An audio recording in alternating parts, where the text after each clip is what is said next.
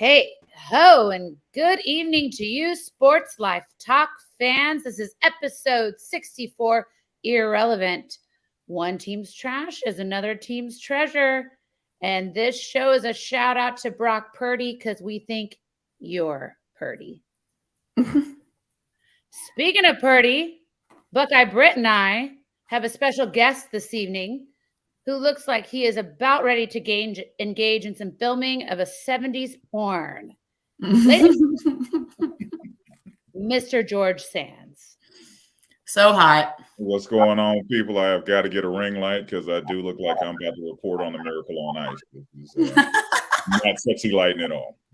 That's okay. They're only listening to you because of your voice. No, man, and I'm only listening to you because of how you look. Yeah, can we get somebody to black him out and only listen to George, please? Yeah. What's up, George? Thank you so much for joining us this evening. Absolutely. Happy to be here. You know, we got to grill you for a little bit. Let the people know who you are, what you're about. Just where you got that voice. Okay, just a big sports fan. Been lucky enough to be associated with you ladies for the past couple of years, and I know that knowing you personally and knowing how successful you are, you and Miss El Paso, you two and Miss El Paso, knowing how successful you guys are in business and in life, seeing how well the podcast is doing, you guys will be running the world pretty soon, and I'm just glad to be on your good side. We already do. Yeah, well, of course. Thank you, George. I'll give George the major snaps for that. I know. I'm going to rewind it and just play that as my affirmation every morning. There it is. I'm here to make you two ladies look good.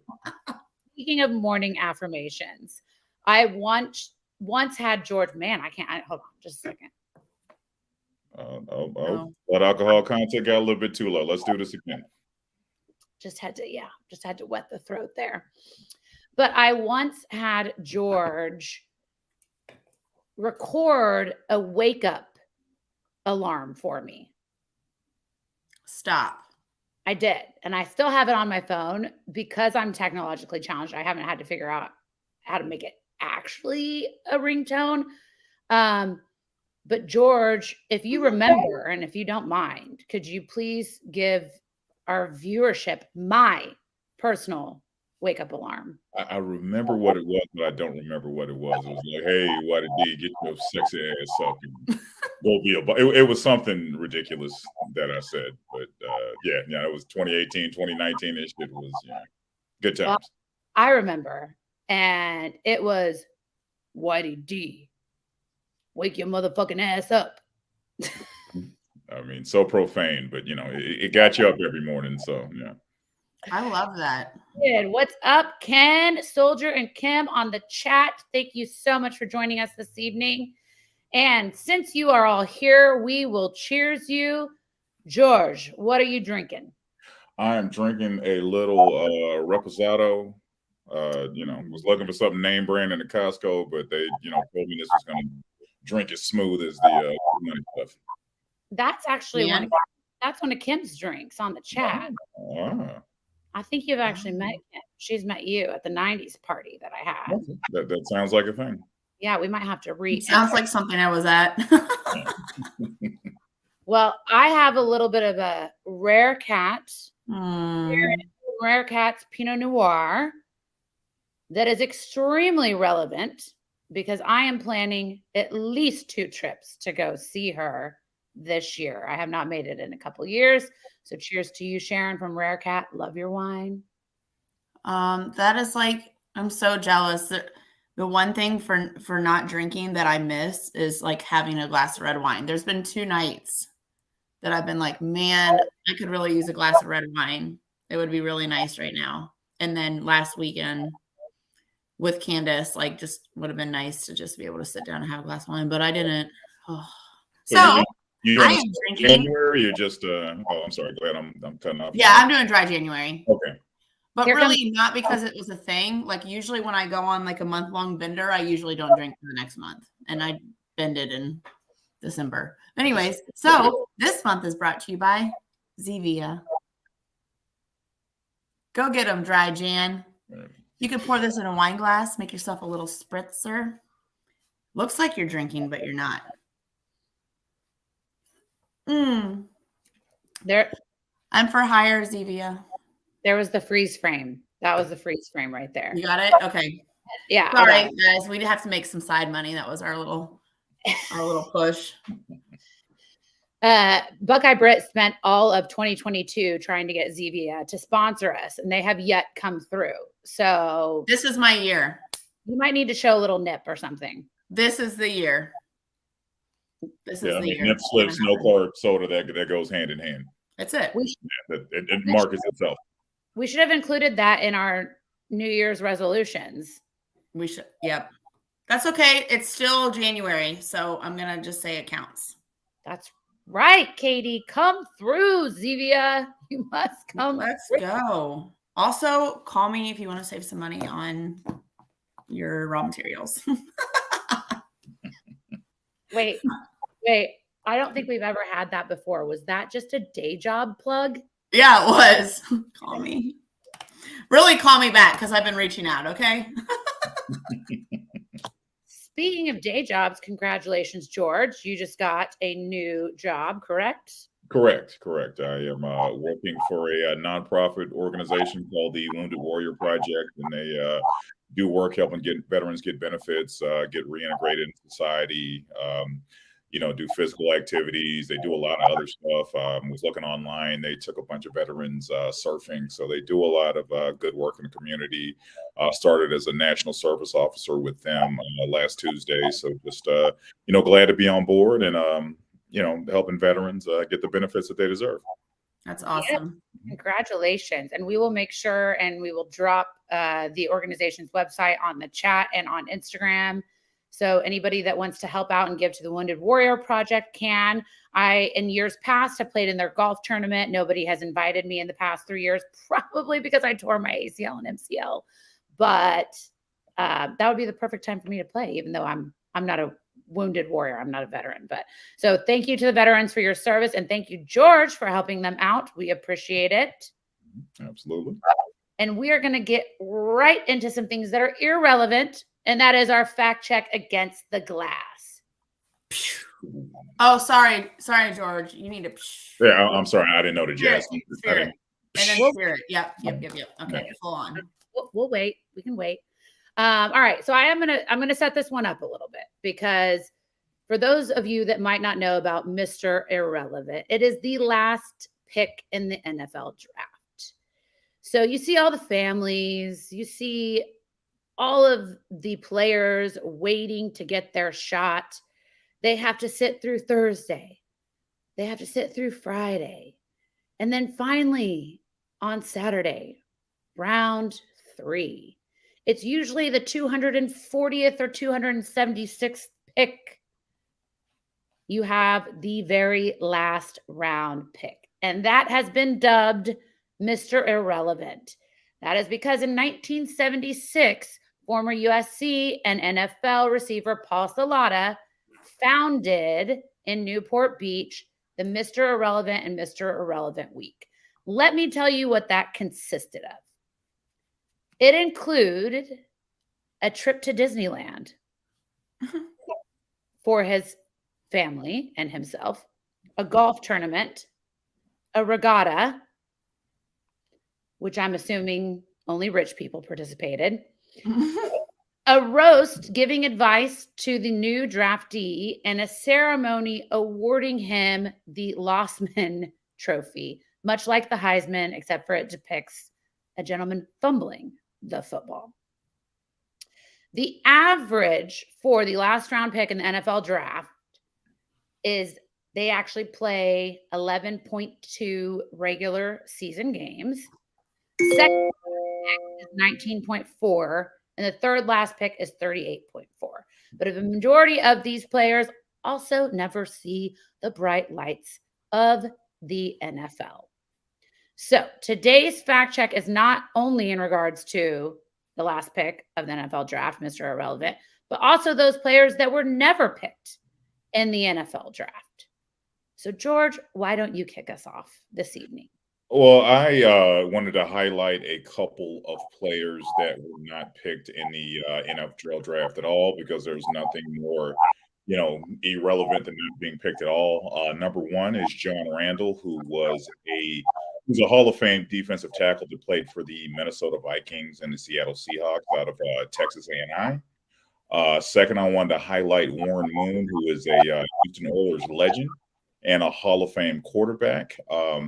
And then number three, I wanted to talk about Wes Welker, who's a first team All Pro and then led the league in receptions 3 times. So these are guys that were even less noteworthy than Mr. Irrelevant. So Warren Moon started in the CFL, correct? Which is the Canadian football.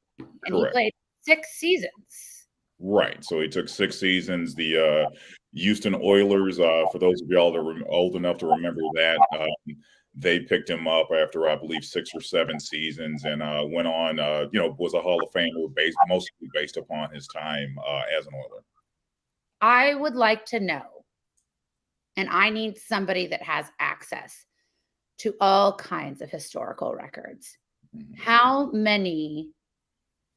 You mean like a librarian? Like a librarian. or someone with Wikipedia? Or like Google? No. Google did me no justice, okay? Because the reason I'm asking is because I already looked this up. Okay. I want to know how many Mr. Irrelevance never played in the NFL but went to go play multiple seasons in the CFL. That's what I want. That sounds like your science fair project. It is. I mean, it's going to take a librarian or somebody named Ken, the baseball traveler, who is now on the chat, who mentions that Warren Moon is a 4-time Grey Cup champ. Oh, look, we do have comments up. Thank you, Coach. You dope. We love you. Hope you're having fun and your mother in loves. Yeah. So I want to know that. I couldn't find it anywhere. Call ESPN. George, you've got some friends there.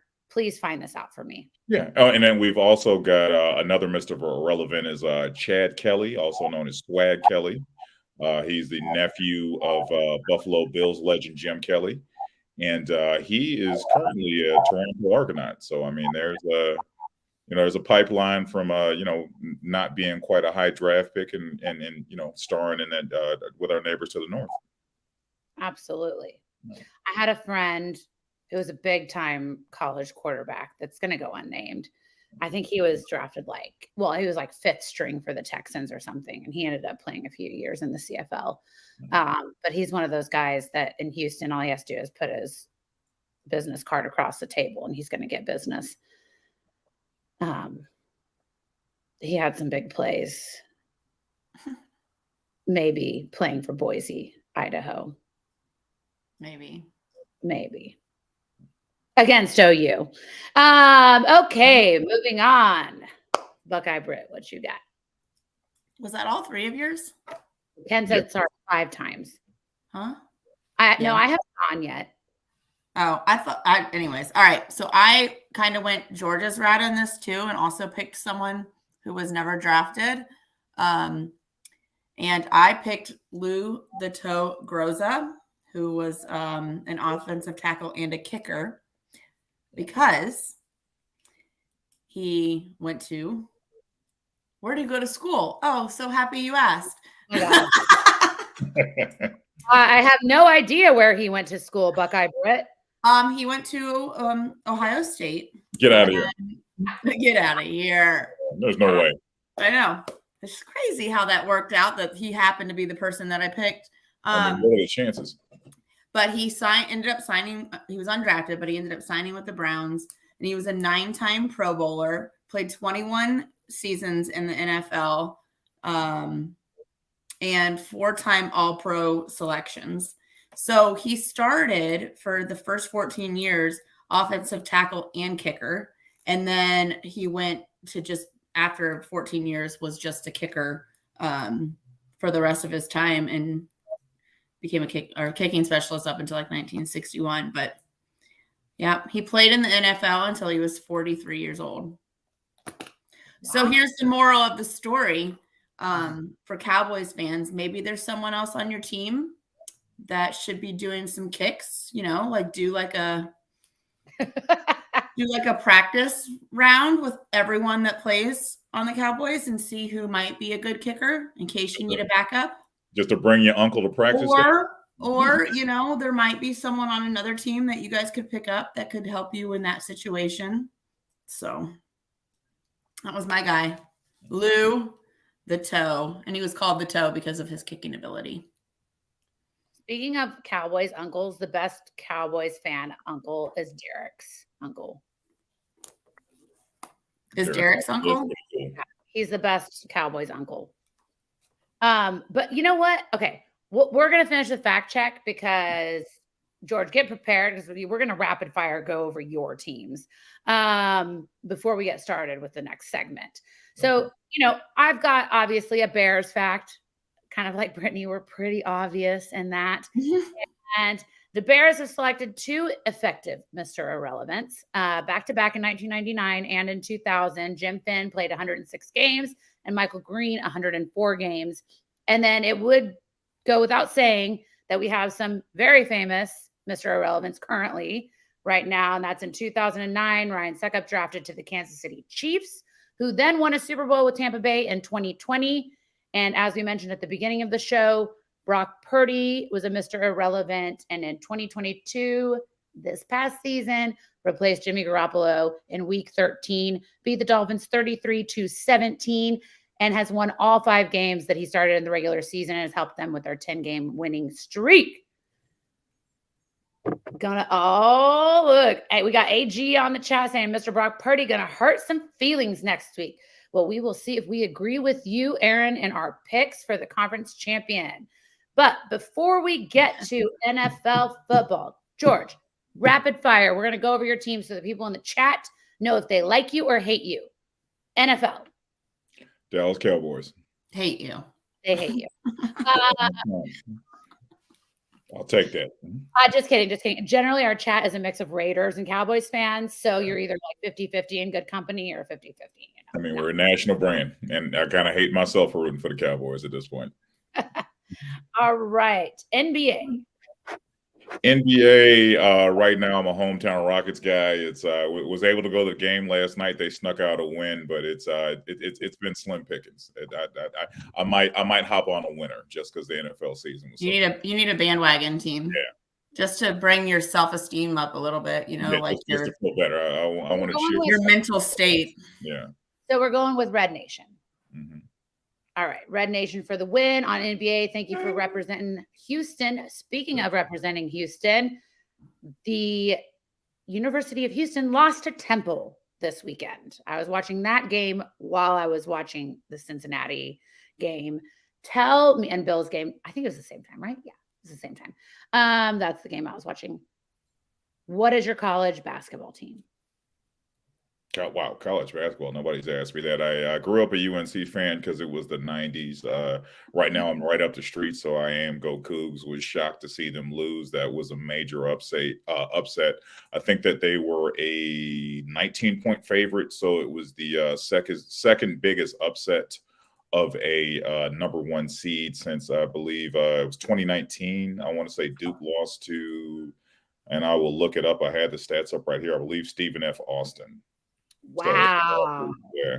So the Cougs have dropped to number 3, and I believe they're 18-2 now, or is it 19-2? I believe they're 18-2.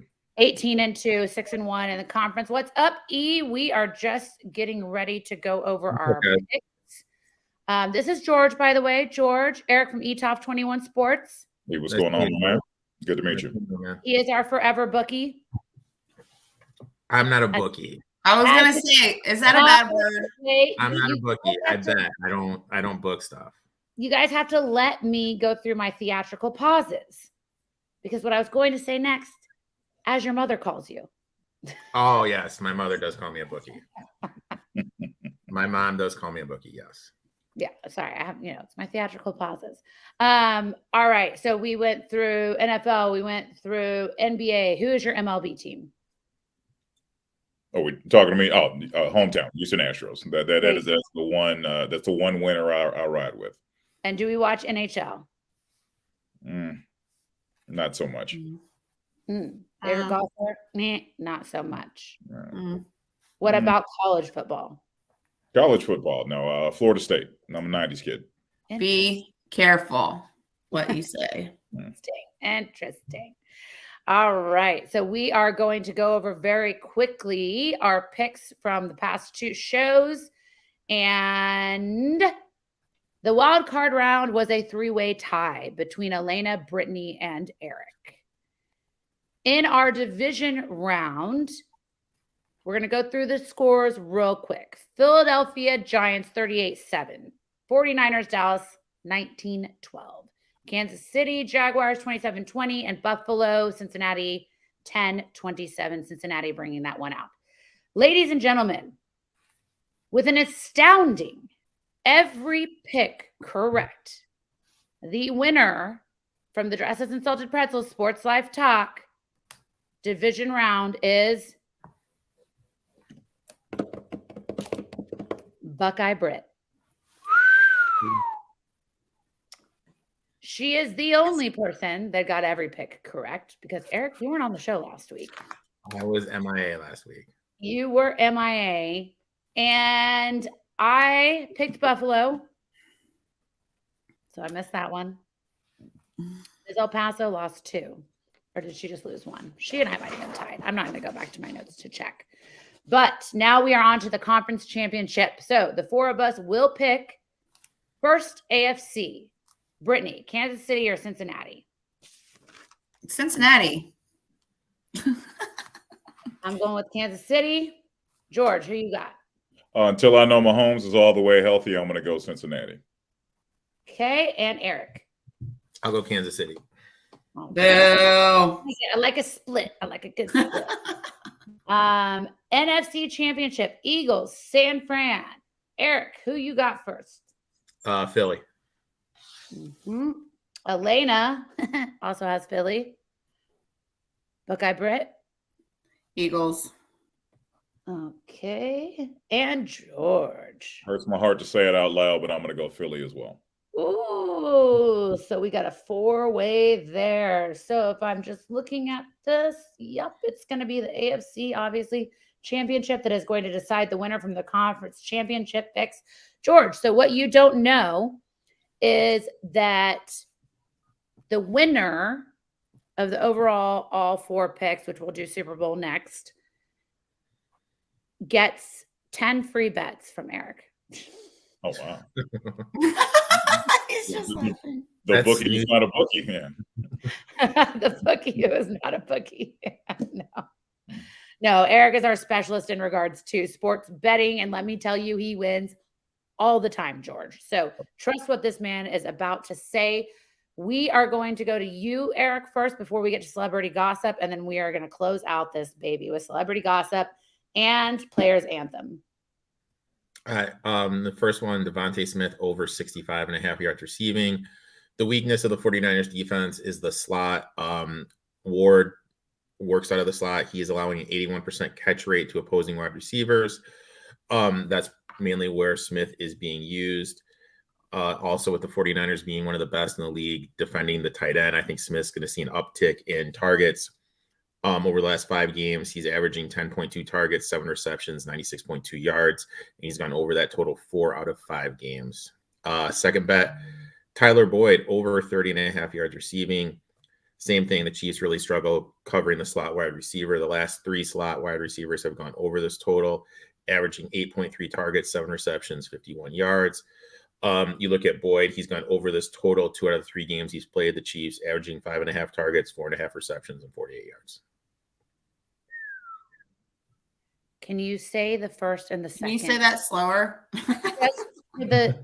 For the slow people on the chat, which would be Elena and Britt. First pick was Devontae Smith over 65.5 yards receiving. Thank you. He hates us.